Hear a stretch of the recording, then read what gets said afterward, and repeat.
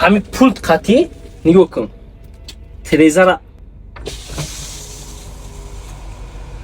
мефурорӣ ки ҳама намуди техникаҳо бо ҳама намуди светҳо аз ширкати Шегман тавассути ҷедмм Нури Ғафур дастраси шумо мегардад. Бародари азиз, ҳам маҳсулотҳое ки шумо аз ширкати Шегман пешниҳод месозед аз дигар технологияҳое ки дар ҳамин Тоҷикистон ҳастанд, аниқтараш аз ҳамин намуди мошинҳои боркаше ки дар Тоҷикистон ҳастанд, чӣ бартариятҳо доранд ва аз ҳама муҳимаш медонед чӣ аст? Дар давоми 45 рӯзи корӣ любой намуд свет, любой намуд кузов, любой намуд мотор аз 340, 380 то 430 ва дохили ҳаминам масалан сенсоре ки нишон додем ва ин шакл нишон дода истодем дар давоми 45 рӯзи корӣ дар таги хонат мешавад. Мотор коробка 1 сол гарантия дорад.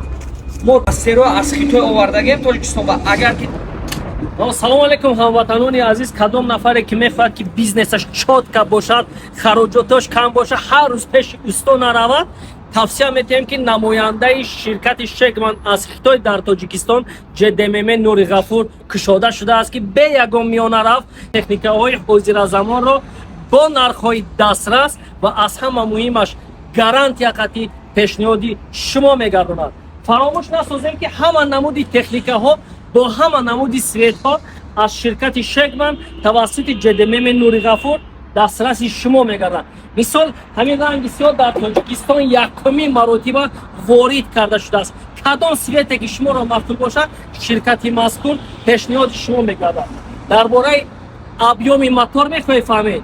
бовар кунед, мисол валло ҳамин техника 430 X3000 ин кузоваш буқтагӣ дар бораи ин ягон хел гуфтан намешавад. бародарои азиз, дар бораи заказ кардани технология шумо метавонед ки ба рақамҳои дар зер буда муроҷиат намоед ва аз ҳама муҳимаш медонед чӣ аст? дар давоми 45 рӯзи корӣ любой намуд свет, любой намуд кузов, любой намуд мотор аз 340, 380 то 430 ва дохили ҳаминам масалан сенсоре ки нишон додем ва ин шакл нишон дода истодем дар давоми 45 рӯзи корӣ дар таги хонат мешавад. мегирӣ, истифода мебарӣ, пушаймон намегардед. вақте ки шумо ҳамкорӣ бо ҷедмм Нури Ғафур месозед, пушаймон намегардед. барои чӣ? ба он хотире ки ҳамин шакли сифату ҳамин намуди маҳсулотҳо дар ягон гӯшаи канори Тоҷикистон 100% кафолат медиҳем ки дида намешаванд. ҳамкорӣ ба хотири фардо мо шуморо мунтазир ҳастем. аз кадом гӯшаи канори Тоҷикистон бошем, аз кадом гӯшаи канори ватани азизамон бошед, берун аз дохили ватан бошем, шумо метавонед ки муроҷиат кунед, намояндаи худатона ё худатона дар ҳамин ҷо роҳӣ кунед. 100% ҳолатҳои техникиро дида санҷида техникаро дар пеши хонаи худатон бурда расонед. ҷедмм Нури Ғафур мунтазири шумо ҳама рӯза. масофаи куз 1.5 метр, лекин илова карда шудааст. бо хоҳи 30 сантиметр дига худат илова мекунӣ, бовар кун ки буқтагӣ бад мешавад. любой намуд маҳсулотата любой ҷо кашида бурда метавонӣ. ина ин кузи фидигара бибинед, чоткаи бад. баъд дар бораи мотори ҳамин техникаҳо агар хоҳед ки маълумоти пурра фаҳмед, ина агар мутахассис бошед мефаҳмед, аз 340, 380 то 430 любой намуди мотор дар вақти муайян аз ҷедмм Нури Ғафур дастраси шумо карда мешавад. анакнун ман мехоҳам ки ҳамин намояндаи ҷедмм Нури Ғафур боз барои ба саволҳои мо пурратар маълумот додан ба назди мо бародари азиз ҳозир гардад ва маълумотро пурратар ба шумо мегӯям. ассалому алайкум брат. хубед инҷо? бародари азиз, ҳам маҳсулотҳое ки шумо аз ширкати Шегман пешниҳод месозед аз дигар технологияҳое ки дар ҳамин Тоҷикистон ҳастанд, аниқтараш аз ҳамин намуди мошинҳои боркаше ки дар Тоҷикистон ҳастанд, чӣ бартариятҳо доранд, чӣ интересад?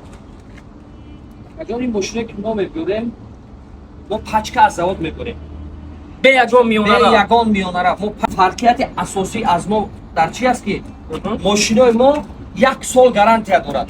ин кузовҳои мо полноси варид кардагаи. ин дар ҳамонҷа варид мекунам ҳамонҷа заводиской.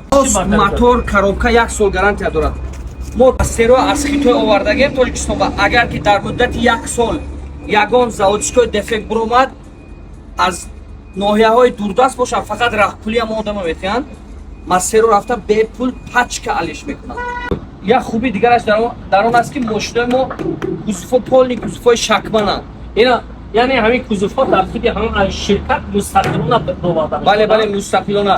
برادر عزیز از گفته‌های هم برادر من فهمیدم که کوزوفی 450 چیست شکمن برتریاتش در چی است. وقتی که شما سیمنت بلوک بر میکنید کیرپیچ بر میکنید خب سیمنت خودش بر میکنید وقتی که کوز دیاگنالش هموار 450 نیست همین را میدارونه و کم میبرد محصولات. از حساب اینه که 450 است میتونه که شکل محصولات بسیارتر برد و به یگان کمبودی به جای درکاری برده رساند. مثال اگر در دیگر تکنولوژی‌های همینجا سیمی بلوک بر کنید سیمین بر کنید در حساب دیاگنال هموار نبودن میتونه که سیم بلوکش مینیمم 100-200 دونش بشکنه و همون خلطه ها وقتی خالی کردن با دارن. لیکن این کمبودی رو نداره چیز 450 هست میتونه که با صفات اعلی محصولات شما رو به جای دیگه برده رسونه.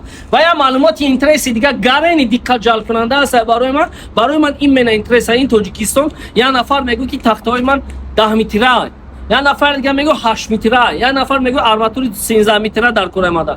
این برتریت دیگر داشت است برادر عزیز. این همین درو است که درو دیگر شکل تکنولوژی که وجود دارن یعنی اگر که اهمیت دادگی باشه شما تنها رنگی سماسوال نی در بالا هوی میشود این هم سماسوال نی هوی میشود هم شکلی زیرین هوی کردن وجود دارد که شما میتونه که تخته و آرماتور لوب چیزی که دراز هسته از 5 و 80 زیادتر هسته میتونه به همین شکل در همینجا جوته.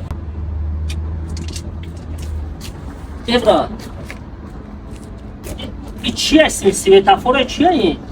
این задни камера мебошад. Заводиской камераи ин мошин. این Монитор заводская задни камера. Монитор сенсор задни камера. Ин ҳама чиз заводиской. برادرای عزیز вообще бомба. همین درون همین کوزوف هست که вообще بقگیه.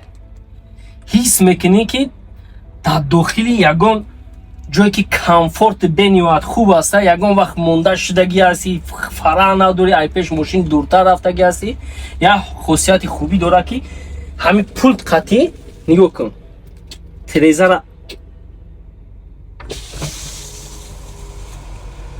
میفروری با این پولت قطعی تریزه را میبروری کیف میکنی. نفرهایی که انمی شکلش دیدگی نیسته در کامنتر نویسین که معقولتون شد یا نشد. نگاه کنیم вообще داخل این که با вообще نگفتنی این سنسورش همه چیزش نگاه کن بلند میکنی پاس میکنی شوتکا پودکا تلفن بلوتوث همه در رول در سنسور آورده شده. انا این 4 تا الکتروپاکت در این یک نگفتنی اون شکلی در نگاه کنین که وقتی که شما این پرنه میکشونه این بود دیگه خیلی تماما غم نمیتی دستایی خیلی بکنی اما ایتور هم خیلی میمونیش بکنی توی میکنی بفروی میرد